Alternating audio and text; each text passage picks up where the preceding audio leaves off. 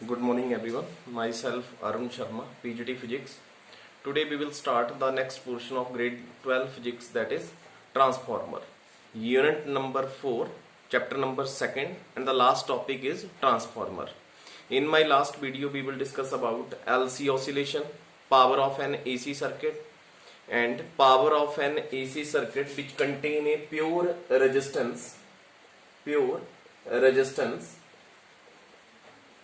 and power of an AC circuit containing LCR.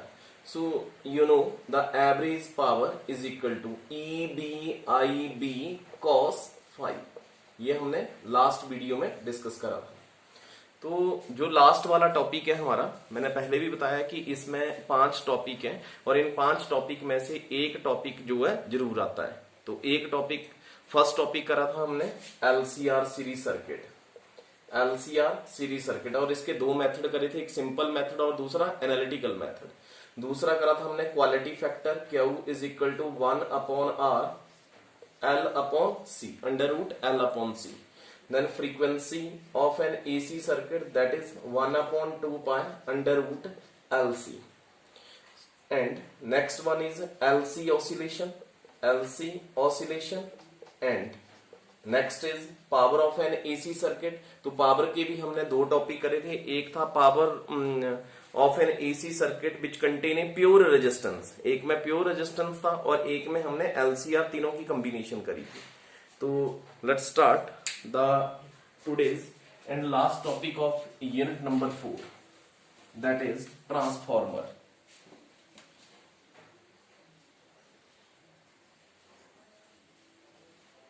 Transformer, so you know, ये आपने देखा भी हुआ है ट्रांसफॉर्मर। तो transformer is a device used for changing the form of electrical energy for converting low voltage, क्या बोलेंगे, to convert low voltage alternating current to high voltage alternating current. Transformer एक ऐसा डिवाइस है जो क्या करता है, कन्वर्ट करता है इलेक्ट्रिकल एनर्जी को, और for converting low voltage alternating current, low voltage alternating current to high voltage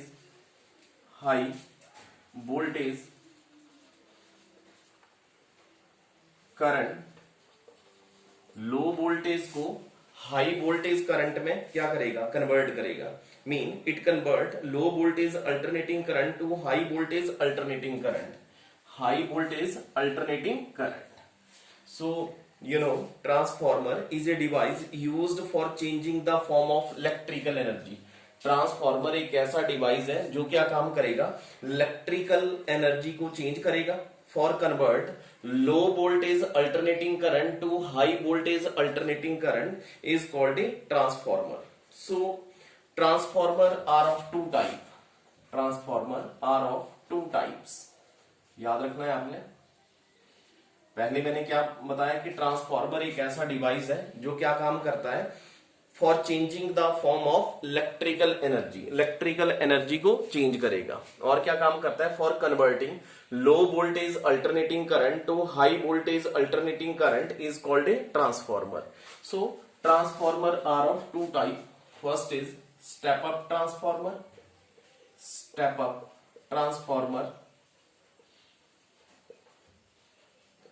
and second is step down transformer।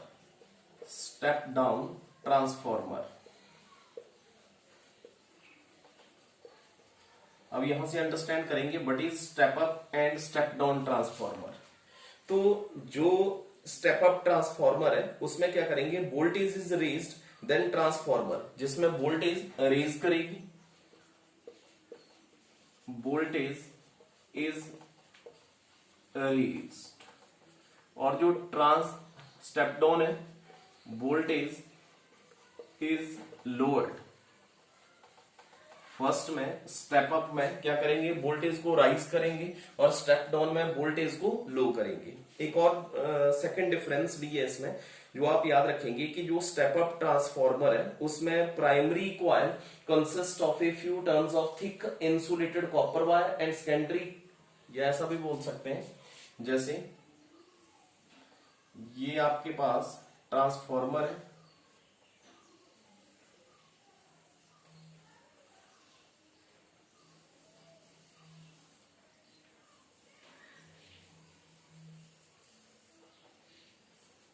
ये लैमिनेटेड ट्रांसफॉर्मर आयरन कोर है, ये प्राइमरी कॉइल और ये सेकेंडरी कॉइल। अब याद रखेंगे, step up transformer are those transformer in which number of turns in secondary coil greater than that of primary coil.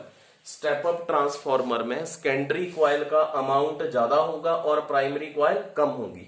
The number of turns in secondary coil is greater than that of number of turns in primary coil. और जो step down रहेगा वो इसका opposite, primary coil is greater than that of secondary coil.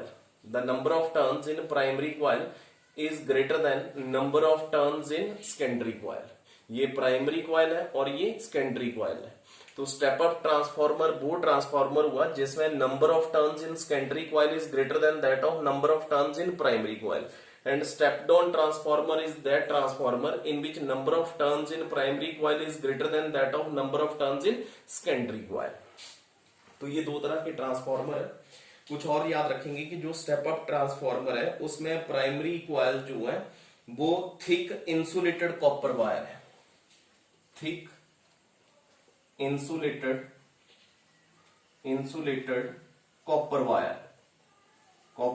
Wire step up में। And the secondary coil consist of a large number of insulated copper wire. It's your insulated copper wire and it's your thick and that is thin. And the step down is exactly opposite of first. The number of turns in primary coil is greater than that of number of turns in secondary coil. तो जो step down transformer होगा, the transformer core is laminated. It consists of very thin strip of specially alloy of steel. And these strips are insulated from one another and rivet together. This is done by view avoid energy to loss. तो ये जो आपका step down transformer है इसमें जो आपका ये core है ये लैमिनेट करा होगा। अब लैमिनेट क्यों करा होगा? To minimise the loss of electrical energy को लॉस होने के लिए। तो यहां तक अभी तक आप सिंपली ये याद रखेंगे कि what is an transformer. Firstly transformer is that device which convert with changing the form of electrical energy and it convert low voltage alternating current to high voltage alternating current. आगे मैंने बताया कि there are two types of transformer. One is step up transformer in which voltage is raised, and what is step down transformer in which voltage is lowered. And again the second difference is step up transformer are those transformer in which number of turns in secondary coil is greater than that of number of turns in primary coil. What is step down transformer? Step down transformer are those transformer in which number of turns in primary coil is greater than that of number of turns in secondary coil. After that मैंने ये बोला कि जो आपकी step up transformer में जो primary coil है that is thick insulated copper wire and secondary coil is a insulated copper wire. And in step down transformer this core is laminated. Why it is laminated? To minimise the loss of electrical energy in the form of heat. जो आपका iron core है उसको क्या करा हुआ है? Laminate करा हुआ है। अब लैमिनेट क्यों करा हुआ है? ताकि वो हीट की फॉर्म में अपनी एनर्जी को लॉस ना करे। तो यहां तक आपकी एक डेफिनेशन। अगर आपको पूछा है कि इसके टाइप कौन कौन से हैं तो आप इसमें बता सकते हैं कि एक स्टेप अप ट्रांसफॉर्मर है और एक स्टेप डाउन ट्रांसफॉर्मर है। अब इसके बाद हम रीड करेंगे इसमें कि जो आपका ट्रांसफॉर्मर है उसमें कौन सा प्रिंसिपल एप्लीकेबल है। So next is your principle. तो transformer is based upon the principle of mutual induction. अब पिछले चैप्टर में पढ़ा हुआ है आपने म्यूचुअल इंडक्शन। अब म्यूचुअल इंडक्शन किसको बोलेंगे?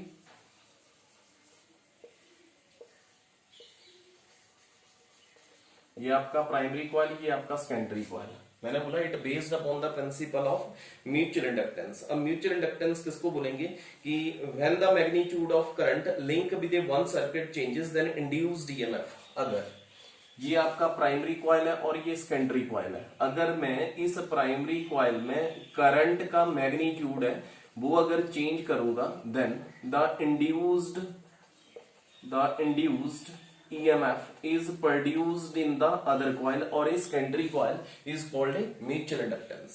क्या बोला मैंने कि अगर मैं करंट को एक कॉइल में चेंज करूंगा then induced EMF। Second is your principle. What is the principle of transformer? It based upon the principle of mutual inductance. So what is a mutual inductance? When the magnitude of current changes in a one coil, then the induced EMF is produced in the other coil is called a mutual inductance। साथ साथ मैं बता रहा हूं कि क्या है mutual inductance. अगर आप एक वायर में करंट का मैग्नीट्यूड चेंज करेंगे then the induced EMF is produced in the other coil। Now after that construction, अब हमने इसका कंस्ट्रक्शन करना है। अब कंस्ट्रक्शन करेंगे कि जो ट्रांसफॉर्मर है उसमें क्या क्या लगा है। तो जो ट्रांसफॉर्मर है it consist of A two coils.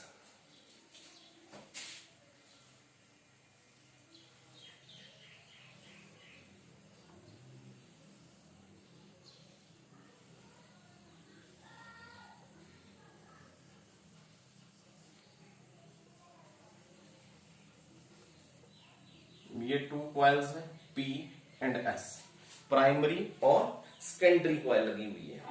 और प्राइमरी इसको नाम दे दो आप P एंड P डैश, इसको नाम दे दो S एंड S डैश। तो यहां से याद रखेंगे कि ट्रांसफॉर्मर जो है टू कॉइल के साथ जुड़ा हुआ है, एक P और P डैश, S और S dash, insulated from each other, bound with A same core. एक ही कोर के साथ इन दोनों कॉइल्स को कनेक्ट करा हुआ है। The PP which is alternating electrical energy is supplied। जो आपका PP है यहां पे इलेक्ट्रिकल एनर्जी सप्लाई करेंगे, मींस इसको बोलेंगे आप इनपुट। इनपुट आप प्राइमरी कॉइल को देंगे और जो आउटपुट है वो कौन देगा, सेकेंडरी कॉइल देगा। इनपुट सप्लाई करेंगे प्राइमरी कॉइल को और आउटपुट कौन प्रोवाइड करेगा, सेकेंडरी कॉइल, और एक ही कोर के साथ दोनों कनेक्टेड है। तो जो आउटपुट इलेक्ट्रिकल एनर्जी है वो कौन देगा हमारे को, सेकेंडरी कॉइल। इनपुट प्राइमरी को देंगे और आउटपुट जो है हमारे को सेकेंडरी कॉइल प्रोवाइड करेगा। यहां तक आपने ये कंस्ट्रक्शन याद रखना है। अब वर्क कैसे करता है, when alternating EMF is applied to the primary coil. मैंने यहां पे अल्टरनेटिंग EMF अप्लाई करा किसको, प्राइमरी कॉइल को। अब जब मैंने अल्टरनेटिंग EMF अप्लाई करा प्राइमरी कॉइल को, the strength of current is change. तो इसमें जो स्ट्रेंथ है और करंट का जो मैग्नीट्यूड है वो क्या होगा, चेंज, इंक्रीज या डिक्रीज करेंगे, किसमें, प्राइमरी कॉइल में करेंगे। Then the magnetic flux link with a core of transformer undergoes change. तो इसमें क्या चेंज आएगा, मैग्नेटिक फ्लक्स। मैग्नेटिक फ्लक्स जो है वो क्या हो जाएगा, जब आप करंट को चेंज करेंगे then magnetic flux is also changed. अब मैग्नेटिक फ्लक्स चेंज हो रहा है, then as a result induced EMF in primary coil as well as secondary coil is produced. It is assume that there is no loss of magnetic flux. मैंने बोला primary coil में आपने alternating EMF या current का magnitude change करा, then magnetic flux is also change और the induced EMF is produced in the secondary coil. Input आपने primary को दिया, मीन यहां से करंट अप्लाई कर रहे हैं, इनपुट दे रहे हैं, और यहाँ पे इंड्यूस्ड EMF सेकेंडरी कॉइल आपको प्रोवाइड कर रहा है। इट मींस आउटपुट आ रही है। जैसे जैसे आप करंट का मैग्नीट्यूड चेंज करेंगे प्राइमरी कॉइल में, then induced EMF is also changed. अब आगे मैं ये बोल रहा हूं कि इसमें no loss of magnetic flux. Magnetic flux जो है वो लॉस नहीं कर रहा है। The induced EMF in primary must be equal to induced alternating EMF in a secondary coil. जितना आप इसमें करंट को चेंज कर रहे हैं प्राइमरी कॉइल में, उतना ही इसमें इंड्यूस्ड EMF में चेंज आ रहा है। अगर आप इसमें करंट का मैग्नीट्यूड इंक्रीज कर रहे हैं, then induced EMF is also increased in the secondary coil. तो ये आपका वर्किंग है। मीन प्राइमरी कॉइल में आप इनपुट दे रहे हैं और सेकेंडरी कॉइल आपको आउटपुट दे रहा है। जब आपने प्राइमरी कॉइल में करंट को इंक्रीज करना स्टार्ट करा, then the induced EMF is also produced in the secondary coil. Input जितना ज्यादा इंक्रीज करेंगे उतना ही ज्यादा आपका आउटपुट जो है वो इंक्रीज करेगा। तो ये इसका वर्किंग है, यहां से आपने याद रखना है। पहले मैंने कंस्ट्रक्शन बताया, फिर मैं इसमें इसका वर्किंग बता रहा हूं। अब इसके बाद हमने इसका कुछ डेरिवेशंस है वो फाइंड आउट करना है। अब जो डेरिवेशन है उसमें सबसे पहले लिखेंगे EP, alternating EMF applied to the primary coil. EP alternating EMF is applied to the primary coil। EP को क्या मान लिया मैंने? Alternating EMF applied to the primary coil at instant t time के लिए मान लिया। क्लियर? अब आगे जो IP है, induce current in primary coil, induced current in primary coil. Clear? अब आगे मान रहा हूं मैं NP. NP mean number of turns in primary coil. अब नंबर ऑफ टर्न्स बताया मैंने, जैसे ये आपका कोर है, ये आपकी प्राइमरी कॉइल है और ये आपके पास सेकेंडरी कॉइल है। It's your primary, it's your secondary coil. अब यहां पे मैं ईपी, यहां पे इसको कंसीडर करा EP, induced EMF in primary coil, induced EMF in a secondary coil. और जो इसमें करंट में चेंज आ रहा है, दैट इज इसमें करंट फ्लो कर रहा है आईपी IS। एनपी मान लिया मैंने, number of turns in A primary coil. अब d∅b अपॉन dt, इसको बोलेंगे rate of change of magnetic flux in primary coil. Rate of change of magnetic flux in A primary coil. अब according to Faraday law, according to Faraday law आपने पढ़ा हुआ है, induced EMF is rate of change of magnetic flux with respect to time. Mean it is equal to minus NP, number of turns in a primary coil, rate of change of magnetic flux with respect to, and negative symbol indicate that there is loss of, yeah, there is opposes the current in a coil. Now again ES alternating EMF similar। अब आप secondary coil के लिए क्या लिख सकते हैं? ES is equal to minus NS d∅b upon dt। It's your equation number 1, it's your equation number 2। Similar to यहाँ पे EP, यहाँ पे ES लिखेंगे, alternating EMF applied to the secondary coil, IP induced current in secondary coil, NS number of turns in secondary coil, rate of change of magnetic flux in a secondary coil।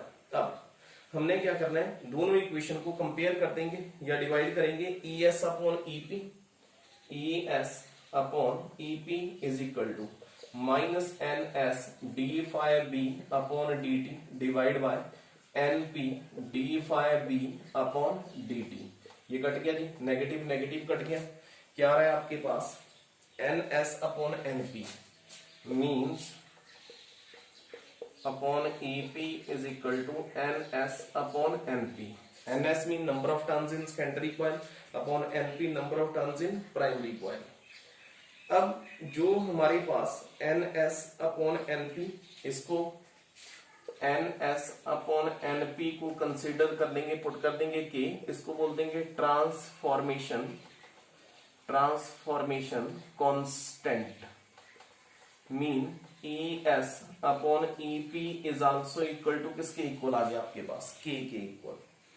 अब जो अगर if K is less than 1, अगर मैं बोलूं K को क्या बोल दिया मैंने? Transformation constant. In case of step up transformer, ये नोट डाउन कर लेना है आपने पॉज करके। ध्यान से देखेंगे। आगे मैं बोल रहा हूं कि इन case of step up transformer, in case of step up transformer, जो आपके पास स्टेप अप ट्रांसफॉर्मर है उसके लिए वोल्टेज क्या करते हैं, रेज्ड, वोल्टेज इज रेज्ड। बताया मैंने पहले जब हमने इसका स्टार्टिंग करा। अगर हम वोल्टेज रेज्ड करेंगे then induced EMF in secondary coil is greater than that of induced EMF in a primary coil. Means ES upon EP is equal to NS upon NP. अभी लास्ट में formula चल रहा है, that is equal to, इसको बोल दिया K और K is greater then 1। किस कौन से केस में, स्टेप अप ट्रांसफॉर्मर वाले केस में। और इन step down transformer, in step down transformer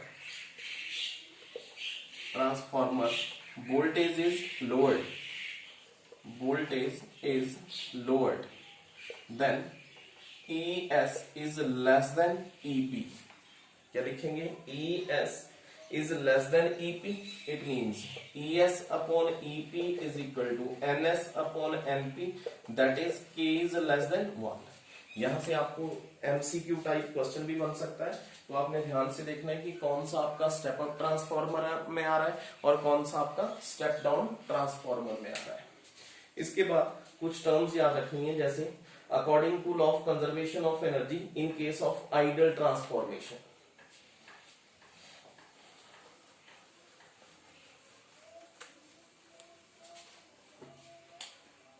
according to law of conservation of energy या for idle ट्रांसफॉर्मर,